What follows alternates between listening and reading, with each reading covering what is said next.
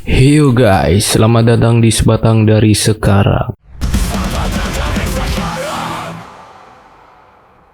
Guys, kalian tahu sama film kartun Toy Story? Kartun yang menceritakan tentang kehidupan mainan yang bisa ngomong satu sama lain ketika nggak ada manusia.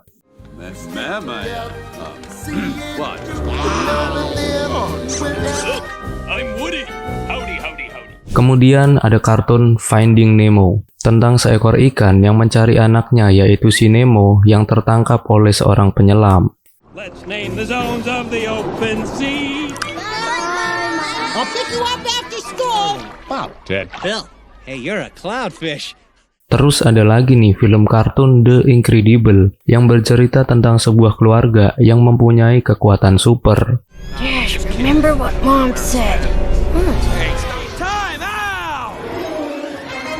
Dan ada juga nih film kartun Cars. Film ini bercerita tentang kehidupan mobil yang bisa berbicara dan mempunyai kepribadian seperti manusia. Nothing better than a wedding to bring folks together. That'll put some pressure on the reunion. What if I go with you? Really? Tapi, film kartun yang aku sebutkan tadi adalah kartun garapan dari Pixar Animation Studio.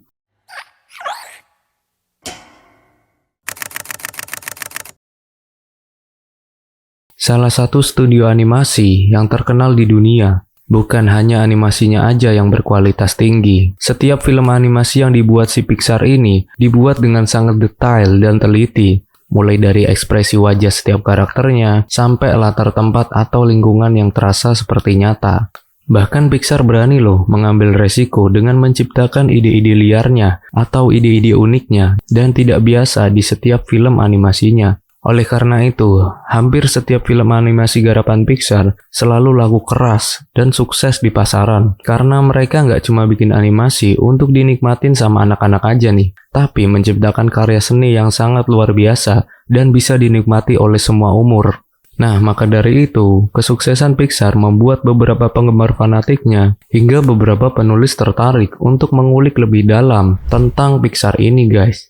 Terutama di setiap film animasinya yang konon katanya nih terdapat konspirasi di dalamnya. Seperti yang akan gue bahas di video ini, gue akan selalu mencari sesuatu yang menurut gue menjadi pertanyaan atau sisi lain dari sebuah film. Mungkin banyak juga dari kalian yang mempertanyakan hal ini. Kali ini gue tertarik untuk membedah satu film yang paling gue suka dari dulu, yaitu film animasi yang berjudul Cars.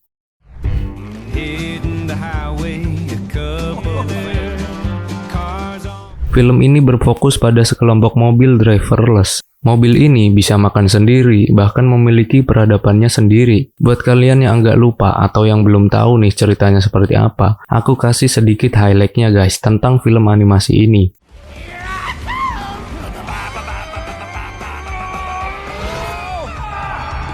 Jadi film animasi Cars ini ada 3 sequel. Untuk Cars yang pertama menceritakan awal perjalanan mobil balap yang bernama Lightning McQueen yang sangat berambisi memenangkan ajang balap mobil Piston Cup. Tapi keadaan berubah setelah dia tersesat dan tidak sengaja merusak sebuah jalan di kota kecil yang bernama Radiator Spring. Boy, you're in a heap of trouble. Ketika McQueen sedang memperbaiki jalanan tersebut, dia bertemu sama truk derek tua bernama Mater, sebuah Porsche bernama Sally, dan sebuah Hudson Hornet bernama Doug Hudson. Mereka sangat ramah kepada McQueen sehingga membuat McQueen belajar bahwa persahabatan lebih berharga daripada piala. What's wrong with red? Why not? Kemudian, di Cars yang kedua diceritakan kalau si McQueen ini udah jadi pembalap yang terkenal guys. Dia mengikuti kejuaraan internasional yang bernama Grand Prix, balapan yang diadakan di berbagai negara seperti Jepang, Italia, dan Tokyo. Tapi fokus cerita yang ada di Cars 2 ini, yaitu tentang mata-mata Van McMichael yang berusaha mengungkapkan sebuah kasus besar. Walaupun di Cars yang kedua ini ceritanya lebih kompleks, tapi kita tetap disuguhi dengan humor dan petualangan dari McQueen, Mater, and the gang.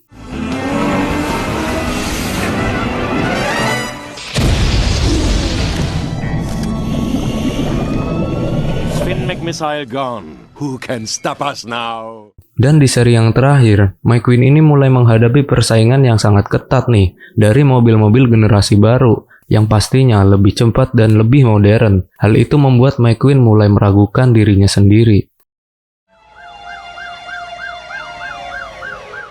Nah, sekilas nggak ada yang aneh ya guys dari cerita-cerita yang ada di dalam film Cars ini.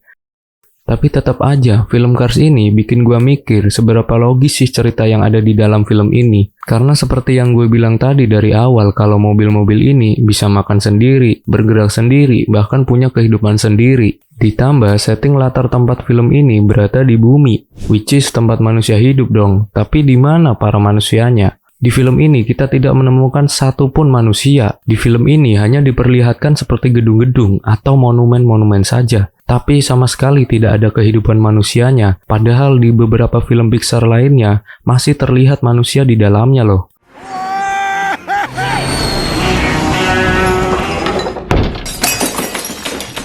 Oke, kita balik lagi dan lebih fokus ke konspirasinya guys. Jadi yang pertama yaitu, mobil di film Cars merupakan kecerdasan buatan atau AI. Salah seorang penulis bernama John Negroni menulis tentang Pixar teori di blog pribadinya yang dipublikasikan pada tahun 2013. Menurutnya semua film Pixar terjadi dalam waktu yang sama dan berkaitan langsung satu sama lain. Teori ini menjadi sangat populer di kalangan penggemar Pixar. Tapi menurut teorinya, apa yang terjadi di film Cars ini merupakan kemajuan teknologi ketika sebuah mesin mendominasi dunia setelah manusia pergi. Nah, mobil-mobil ini adalah AI atau kecerdasan buatan. Jadi guys, pada tahun 2008, Pixar merilis sebuah film yang berjudul Wall-E yang bercerita tentang kerusakan bumi akibat sampah. Kemudian diciptakanlah robot-robot AI ini untuk menghancurkan dan mengolah sampah tersebut.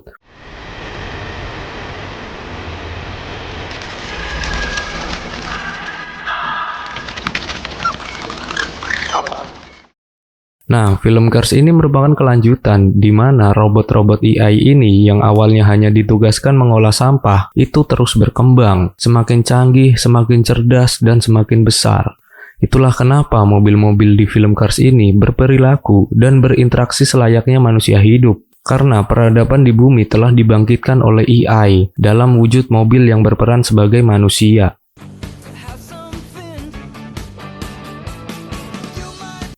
Oke, kita lanjut ke teori yang kedua.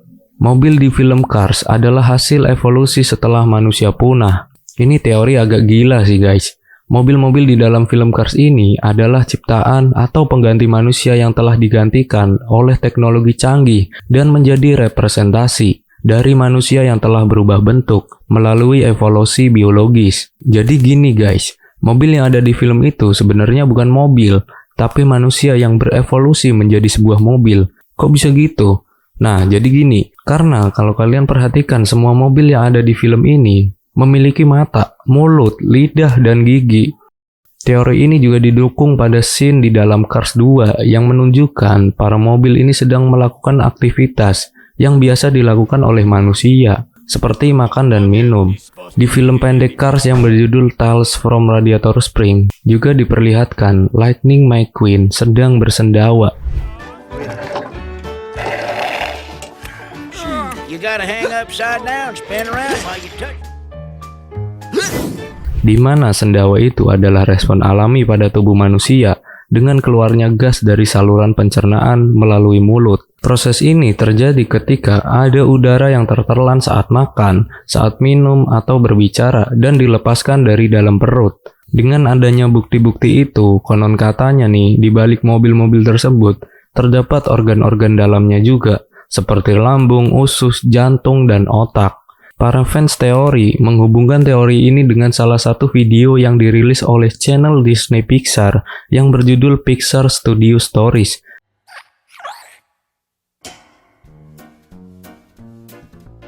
Di detik ke-39, naratornya berkata nih, kalau si McQueen itu tidak bisa membuka pintunya, karena di dalamnya terdapat sebuah otak.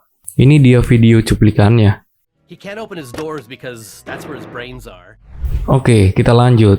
Dan yang terakhir adalah Cars merupakan mobil pembunuh. Ini tuh teori yang menurutku paling gelap guys. Teori ini berhubungan dengan teori awal bahwa mobil-mobil di film Cars merupakan kecerdasan buatan. Nah, di teori ini, mobil-mobil di dunia Cars dianggap sebagai hasil dari pemberontakan mesin. Mobil-mobil yang awalnya diciptakan untuk melayani manusia, kemudian memperoleh kesadaran melalui kecerdasan buatan atau AI, dan akhirnya berbalik menyerang dan membunuh penciptanya.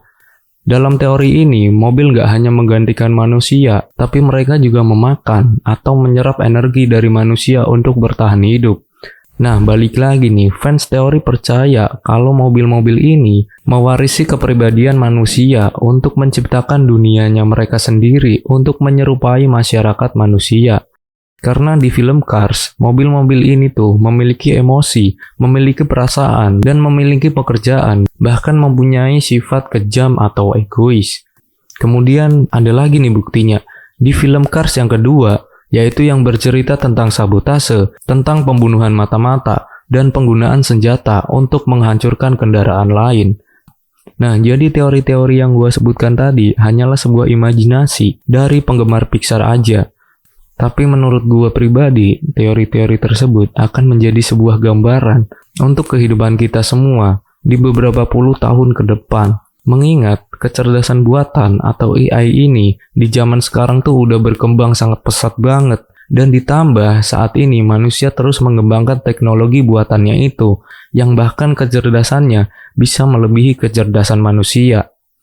Tapi menurut kalian gimana? Apakah kalian setuju sama teori yang udah gue sebutin tadi? Dan buat kalian yang pengen request, silahkan buat request aja di kolom komentar. Terima kasih sudah menonton video ini sampai akhir, dan see you.